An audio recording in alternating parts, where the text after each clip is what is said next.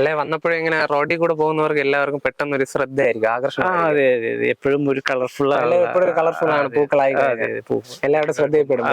എത്ര വെറൈറ്റീസ് ഇപ്പൊ ടോട്ടലായിട്ട്? വെറൈറ്റീസുകൾ ഒരു 200-ൽ മുകളിലുള്ള വെറൈറ്റികളുണ്ട്. പിന്നെ എല്ലാ വർഷവും പുതിയ പുതിയ വെറൈറ്റികൾ ഇങ്ങനെ വന്നുകൊണ്ടിരിക്കും, ആഡ് ചെയ്തോണ്ടിരിക്കും. അതെ അതെ അതെ. ഇത് പെട്ടെന്നുണ്ടായി പെട്ടെന്ന് പോകുന്നില്ലല്ലോ ഈ പൂക്കള്.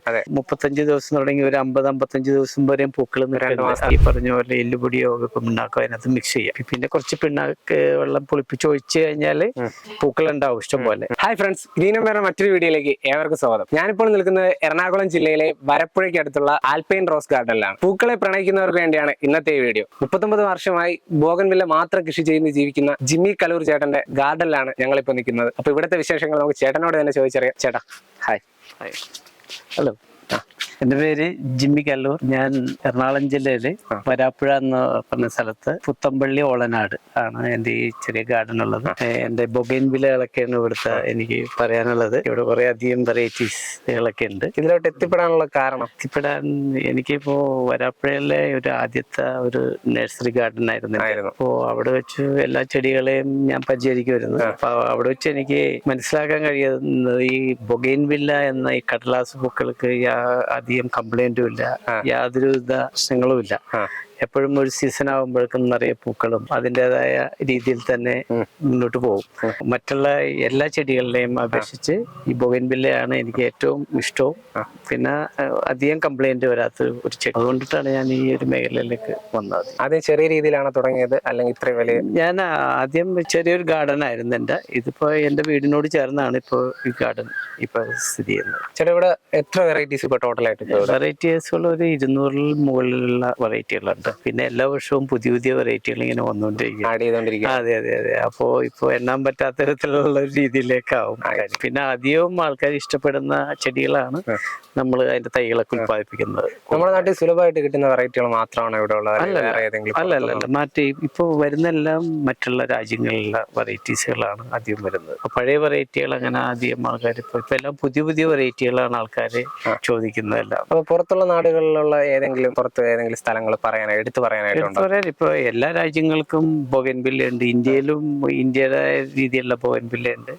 പിന്നെ ഫിലിപ്പീൻസും അമേരിക്ക, ജപ്പാൻ, അങ്ങനെയുള്ള ചൈന, അങ്ങനെ എല്ലാവരും ഇത് ഉത്പാദിപ്പിക്കുന്നുണ്ട്. പുതിയ പുതിയ വെറൈറ്റികൾ ഉത്പാദിപ്പിക്കുന്നുണ്ട്. അവിടെ എങ്ങനെയാണ് ചേട്ടാ ഇത്ര എത്തിക്കാനുള്ളത്? നമുക്കിപ്പോ ഒരുപാട് കണക്ഷൻസ് ഉണ്ട്. കണക്ഷൻസിലൊക്കെയാണ്. അല്ല ചേട്ടാ, ഇവിടെ മാത്രമാണെങ്കിൽ അല്ലെ വേറെ പുറത്തു പോയി ഗാർഡൻ ഒക്കെ ചെയ്ത് കൊടുക്കാറുണ്ടോ? ഞാൻ നേരത്തെ എനിക്ക് ഈ ഗാർഡൻ ആയിരുന്നല്ലോ നമുക്ക്. അപ്പൊ ഗാർഡനോട് ബന്ധപ്പെട്ടുള്ള വർക്കുകളൊക്കെ നമ്മൾ ചെയ്യുമായിരുന്നു.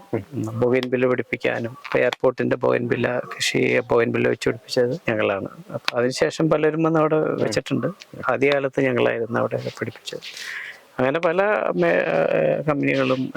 അല്ലെ വന്നപ്പോഴും ഇങ്ങനെ റോഡിൽ കൂടെ പോകുന്നവർക്ക് എല്ലാവർക്കും പെട്ടെന്ന് ഒരു ശ്രദ്ധയായിരിക്കും, ആകർഷണം. അതെ അതെ അതെ, എപ്പോഴും ഒരു കളർഫുൾ ആണ്, പൂക്കളായി എല്ലാവരുടെ ശ്രദ്ധയിൽപ്പെടും. അതെ അതെ. പിന്നെ ഇത് പെട്ടെന്നുണ്ടായി പെട്ടെന്ന് പോകുന്നില്ലല്ലോ ഈ പൂക്കള്. ഇത് ഒരു 35 ദിവസം തുടങ്ങി ഒരു 50-55 ദിവസം വരെയും പൂക്കൾ നിൽക്കുന്നുണ്ട്. അതെ അതെ. അപ്പൊ എല്ലാവർക്കും അത് ആസ്വദിക്കാനും ഒക്കെയുള്ള മറ്റുള്ള പൂക്കൾ വന്നു അത് വാടി ഒക്കെ പോയി. ഇതങ്ങനെയല്ലല്ലോ, കുറെ കാലം നിൽക്കും. അപ്പൊ തന്നെ പോകുമ്പോ തന്നെ വീണ്ടും പൂക്കളായി. പോകുന്ന വഴിയിൽ ആരെങ്കിലും കണ്ട് പെട്ടെന്ന് കയറി നോക്കി എന്തെങ്കിലും ഒരു അനുഭവം ഉണ്ടോ? പിന്നെ ഇവിടെ ഒരുപാട് രാജ്യങ്ങളിൽ നിന്ന് തന്നെ വരുന്നുണ്ട് ഇവിടെ. എല്ലാവരും ഇത് കണ്ടറിഞ്ഞൊക്കെ വരുന്നവർ ഇഷ്ടം പോലെ. ഇതിന്റെ പരിചരണ രീതിയൊക്കെ പരിചരണങ്ങള് വളരെ ഒരു ഭയങ്കര പരിചരണം എന്ന് പറയാനില്ല, എന്നാൽ കുറച്ച് അധ്വാനവും കൂടി ഉണ്ട് ഇതിന്റെ പിന്നിൽ. അല്ല ചേട്ടൻ വീട്ടിൽ ഒരാൾ വളർത്തുവാണെങ്കിൽ അയാൾ മെയിൻ ആയിട്ട് ഒരു 2-3 ടിപ്സ് അയാൾക്ക് ഒന്ന് പറഞ്ഞു കൊടുക്കാനാണ് എന്തായിരിക്കും ചേട്ടൻ പറയുക? ഇപ്പൊ പിടിപ്പിക്കാനാണെങ്കിൽ ഇപ്പൊ ഞങ്ങള് ഇവിടെ ചെയ്യുന്നത് ഒരു 12 ഇഞ്ച് ചട്ടിയായിരിക്കും. അപ്പൊ അതിനകത്ത് ഇപ്പൊ ഞങ്ങളുടെ ഒരു പാക്കറ്റ്, അതിപ്പോ ഞാൻ വഴിയെ കാണിച്ചു തരാം. ആ പാക്കറ്റ് ഒരു 12 ഇഞ്ച്. ആ പാക്കറ്റ് അതിനകത്ത് ഏകദേശം സൂട്ടബിൾ ആയിരിക്കും. പിന്നെ അതിന്റെ ചുറ്റുമുള്ള ഭാഗത്ത് കുറച്ച് എല്ലുപൊടി, വേപ്പിൻ പിണ്ണാക്ക്, അതേപോലെയുള്ള കുറച്ച് കൽപ്പൊടി എല്ലാം മിക്സ് ചെയ്ത് ഫിറ്റ് ചെയ്താൽ മതിയാവും. ഒരു 25 ഗ്രാം തുടങ്ങി ഒരു 30 ഗ്രാം വരെയുള്ള ഈ പറഞ്ഞ പോലെ എല്ലുപൊടിയോ വേപ്പിൻ പിണ്ണാക്കോ അതിനകത്ത് മിക്സ് ചെയ്യാം. അതെ.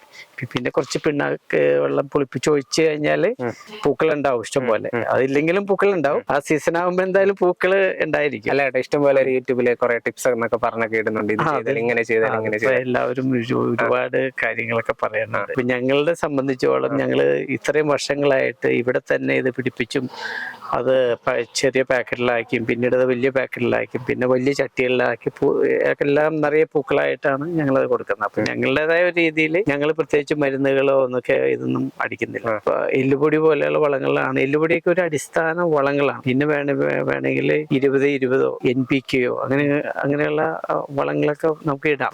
ഒന്നും കൂടി ആരോഗ്യം ഒക്കെ ഉണ്ടാവും. കോമൺ ആയിട്ട് എന്തെങ്കിലും അസുഖങ്ങൾ അങ്ങനെ ഒരുപാട് അസുഖങ്ങളായിട്ട് അങ്ങനെ വന്നിട്ടില്ല. പിന്നെ ഇപ്പൊ ചില്ലി വെറൈറ്റികളിലൊക്കെ ചിലപ്പോ ആദ്യത്തെ ഒരു മഴ കൊണ്ട് കഴിഞ്ഞാൽ ചിലപ്പോ അധികം കമ്പുകൾ മൂത്തിട്ടില്ലെങ്കിൽ ചിലപ്പോൾ കംപ്ലൈന്റ് വരാൻ സാധ്യതയുണ്ട്. അപ്പൊ അത് നമ്മൾ മഴയില്ലാത്ത ഒരു ഏരിയയിലേക്ക് ഇപ്പൊ ജൂൺ ജൂലൈയിലൊക്കെയാണല്ലോ നമുക്ക് ഇവിടെ മഴ വരുന്നത്. അപ്പൊ ഒരു സൈഡിലേക്ക് നീക്കി വെച്ചിട്ട് 1-2 വർഷം കഴിഞ്ഞ് കഴിഞ്ഞാൽ പിന്നെ നമുക്ക് ഇതേപോലെ എടുത്തൊക്കെ വെക്കാം. പിന്നീട് ഇത് കംപ്ലൈന്റ് ഉണ്ടാവില്ല. അപ്പൊ ചേട്ടാ ഇവിടെ ഒറ്റയ്ക്കാണോ ഈ കാര്യങ്ങളെല്ലാം ഇത്രയും മാനേജ് ചെയ്യുന്നത്? ഞാനും എന്റെ വൈഫും ഉണ്ട് മെയിൻ ആയിട്ട്. ഞാനും വൈഫ് കൂടിയാണ് ഇപ്പൊ എല്ലാ കാര്യങ്ങളും ചെയ്യുന്നത്. പിന്നെ അത്യാവശ്യം നമുക്ക് പണിക്കാരുണ്ട്. പണിക്കാരില്ല സഹായമില്ലാതെ നമുക്കൊന്നും ചെയ്യാൻ പറ്റില്ല. ഇപ്പൊ ഇത്രയും ഏരിയയിലുള്ള പ്ലാന്റുകൾ നമുക്ക് വെള്ളം ഒഴിക്കാനും അതിനുള്ള ഞങ്ങളിപ്പോ അതിന്റെ മെയിൻ കാര്യങ്ങളൊക്കെ നമ്മള് സീഡ്ലിങ്സ് എല്ലാം ഇവിടെ നിന്നാണല്ലോ. അതെ. ഇവിടുന്ന് തന്നെയാണ് സെയിലുള്ള കാര്യങ്ങൾ ചെയ്യുന്നത്. അവരുടെ നമ്മുടെ ഈ പുറകിലൊക്കെ കാണുന്നില്ല ഈ പ്ലാന്റ്സ് ഒക്കെ, ഇതൊക്കെ ഇത്രയും ഒരു വലുതാകാനായിട്ട് ഇതിപ്പോ ഒരുപാട് വർഷത്തെ പഴക്കങ്ങളൊക്കെ ഉണ്ടല്ലോ. അതായത് ഇതെല്ലാം ഇതിന്റെ ഒക്കെ ശരിയായ തണ്ടുകളൊക്കെ ഇത്രയൊക്കെ ഉള്ളൂ. പക്ഷെ അതിന്റെ മെയിൻ തടികൾ കണ്ടില്ലേ, റൂട്ട്. അതെ. അത് വലുതാണെങ്കിൽ കുറച്ചധികം സമയങ്ങൾ വേണം. ഇതിനകത്ത് 15 വർഷം 20 വർഷം അങ്ങനെയുള്ള പല രീതിയിലുള്ള പ്ലാന്റ്സുകൾ ഉണ്ട് ഇവിടെ. അതിന് പിന്നെ അതിന്റെയൊക്കെ മുകളിലുള്ള പ്ലാന്റ്സുകളുണ്ട്. അതെല്ലാം അങ്ങനെയുള്ള വെറൈറ്റികളാണ്. ആ കാണുന്നതെല്ലാം ഇഷ്ടംപോലെ വെറൈറ്റീസുകളുണ്ട്. ഇത് ഏകദേശം എത്ര ഹൈറ്റ് വരെയൊക്കെ എന്തോരം ഒരു 25 അടി ഹൈറ്റിൽ വേണമെങ്കിൽ അങ്ങനെ വേണമെങ്കിൽ നമുക്ക് വളർത്താം. എങ്ങനെ വേണമെങ്കിലും നമുക്ക് പടത്തി വെക്കാം. അല്ലെങ്കിൽ പിന്നെ അത് ബോൺസായി പോലെ നമ്മളുടെ ഇഷ്ടവും നമ്മുടെ ഉചിതത്തിനനുസരിച്ചിട്ട് അത് അതെ. അതാണ് ഈ ബോയിൻബില്ലിന്റെ ഒരു പ്രത്യേകത. അതെ. ഏത് രീതിയിലും നമുക്കത് അതിനെ കൈകാര്യം ചെയ്യാം. അതെ. പിന്നെ ഒരു പ്ലാന്റ് എത്ര വർഷം വരെ ഒരു ആയുസ് എന്നൊക്കെ പറയാം? ആയുസ് എന്ന് പറയുന്നത് ഇപ്പൊ ഞാൻ നെറ്റ് വഴിയൊക്കെ നമ്മൾ മനസ്സിലാക്കുമ്പോഴേക്കും ജർമ്മനിയിലൊക്കെ 350 വർഷം മുന്നിലുള്ള പ്ലാന്റ്സുകൾ ഇപ്പോഴും അവിടുത്തെ ബോട്ടാണിക് ഗാർഡനിലൊക്കെ സൂക്ഷിച്ചു വെച്ചിട്ടുണ്ട്. ചേട്ടാ തുടങ്ങിയ തൊട്ടുള്ള പ്ലാന്റ്സ് എല്ലാം ഇവിടെ തന്നെ ഉണ്ട്. അപ്പൊ അതുണ്ട്. നമ്മളുടെ തുടങ്ങിയ കാലം തുടങ്ങിയുള്ള പ്ലാന്റ്സുകളൊക്കെ ഒരുപാട് ഇനിയും ഉണ്ട്. ഒരുപാട് വെറൈറ്റീസുകൾ നമ്മുടെ അടുത്തുണ്ട്, വലിയ പ്ലാന്റ്. അപ്പൊ ചേട്ടാ നമുക്ക് സെയിൽസിനുള്ള പ്ലാൻസ് ഒക്കെ പരിചയപ്പെട്ടാലോ? കാണിച്ചു തരും. ഇവിടെയുള്ള പ്ലാന്റ്സിന്റെ ഒക്കെ എങ്ങനെയാണ് സ്റ്റാർട്ടിംഗ് പ്രൈസ് ഒക്കെ? ഇവിടെ സ്റ്റാർട്ടിങ് വരുന്നത് ഒരു 350 രൂപ സ്റ്റാർട്ടിങ് വരും. അതൊരു 2 ഫീറ്റോളം ഉയരം ഉണ്ടാവും. 2 ഫീറ്റ് ഉണ്ടാവും. അതെ. അപ്പോ പിന്നെ അതില് പിന്നീട് അതിന്റെ വെറൈറ്റി അനുസരിച്ചിട്ട് വിലയില് വ്യത്യാസങ്ങൾ മാറ്റം വരും. അതെ. പുതിയ വെറൈറ്റികൾക്കും അതിന്റെ അനുസരിച്ചിട്ടുള്ള 650 രൂപ, 850 രൂപ അങ്ങനെ അതിൻ്റെതായ വ്യത്യാസങ്ങളുണ്ട്. എത്ര രൂപ വരെയുള്ള പ്ലാൻസ് ഏകദേശം ഇവിടെ? അതിപ്പോ ഇവിടെ ഒരു 2200 രൂപ അങ്ങനെ 3000 രൂപ, 3500 രൂപ. ഇവിടെ 200-ൽ പരം വെറൈറ്റീസ് ഉണ്ടെന്ന് പറഞ്ഞല്ലോ. അപ്പൊ 200-ൽ പരം വെറൈറ്റീസിന്റെ തൈകൾ ഇവിടെ അവൈലബിൾ ആണ്. അത്രയും ഇപ്പൊ സ്റ്റോക്ക് ഉണ്ടാവില്ല. അപ്പൊ അധികവും ആൾക്കാർക്ക് ഇഷ്ടപ്പെടുന്ന വെറൈറ്റികളാണ് ഇപ്പൊ നമ്മൾ കൂടുതൽ പിടിപ്പിക്കുന്നത്. അപ്പൊ പഴയ വെറൈറ്റികൾ ഇപ്പൊ അധികം പിടിപ്പിക്കുന്നില്ല.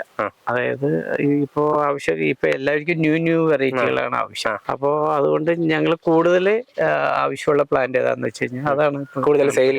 അതെ. കൂടുതൽ സെയിലും ആൾക്കാർ ഇഷ്ടപ്പെടുന്നതും ഒക്കെയാണ്. ഇവിടെ വേറെ ഗാർഡനിലോട്ടൊക്കെ കൊടുക്കാറുണ്ട്. ഇവിടെ വീട്ടുകാരും അങ്ങനെ ഗാർഡൻ പുതിയ ഗാർഡൻ തുടങ്ങുന്നവരൊക്കെ ഇവിടെ വരും. അതായത് ഈ വെറൈറ്റികൾ ഇവിടെ കൂടുതൽ ഉള്ളതുകൊണ്ട് ഇന്ത്യയുടെ തന്നെ പല ഭാഗത്തുനിന്നും വരുന്ന കേരളവും ഇന്ത്യ എല്ലായിടത്തുനിന്നും ആൾക്കാർ വരുന്നത്. ചെടി സ്നേഹിക്കുന്നവർക്ക് എപ്പോൾ വേണമെങ്കിലും ഈ ഗാർഡൻ വിസിറ്റ് ചെയ്യാനുള്ള അവസരം ജിമ്മി ചേട്ടൻ നൽകുന്നുണ്ട്. അത് മാത്രമല്ല വേറെ ഒരിടവും പോകാതെ തന്നെ ഇവിടെ ഇത്രയധികം വെറൈറ്റീസ് ഉള്ളതുകൊണ്ട് വാങ്ങാൻ താല്പര്യമുള്ളവർക്ക് തീർച്ചയായിട്ടും ഇവിടെ വന്ന് മേടിക്കാനുള്ള എല്ലാ സജ്ജീകരണവും ഇവിടെ ഉള്ളതാണ്. അപ്പോൾ വീഡിയോ എല്ലാവർക്കും ഇഷ്ടമായെന്ന് വിശ്വസിക്കുന്നു. അടുത്ത വീഡിയോയ്ക്കായി വീണ്ടും കാണാം. Thank you.